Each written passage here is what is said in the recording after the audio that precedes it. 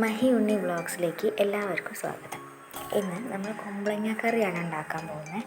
അപ്പോൾ കുമ്പളങ്ങയൊക്കെ ചെത്തി കഴുകി കഷ്ണം നുറുക്കിയിട്ടുണ്ട്. ഇനി അത് ചട്ടിയിൽ വെള്ളം ഒഴിച്ച് മഞ്ഞൾപ്പൊടി ഉപ്പിട്ട് വേവിക്കുക.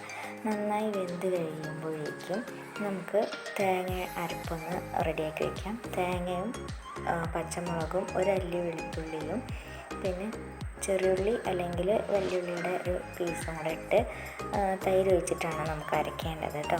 അപ്പം അതും കൂടെ അരച്ച് കഴിയുമ്പോഴേക്കും നമ്മുടെ കുമ്പളങ്ങ വെന്തിട്ടുണ്ട്. അതിൽ ഈ അരപ്പൊന്ന് ഒഴിച്ച് മിക്സ് ചെയ്യാം. ഉപ്പ് പാകമല്ലെങ്കിൽ അതും കൂടെ ചേർത്ത് കറിവേപ്പിലയും കൂടെ ചേർത്തിട്ട് നന്നായി തിളച്ച് കഴിഞ്ഞാൽ നമ്മുടെ കറി റെഡിയാവും കേട്ടോ. ഇനി കറി ഒന്ന് നമുക്ക് ഇറക്കി വെച്ചിട്ട് വേറൊരു ചട്ടി അടുപ്പത്ത് വെച്ച് അതിലേക്ക് എണ്ണ വെച്ച് ചൂടാകുമ്പോൾ ഉലുവയും കറിവേപ്പിലയും കൂടെ ചേർത്ത് കറി വറവിടാം കേട്ടോ. ഈ കുമ്പളങ്ങ കറി എല്ലാവരും ഒന്ന് ഉണ്ടാക്കി നോക്കണേ.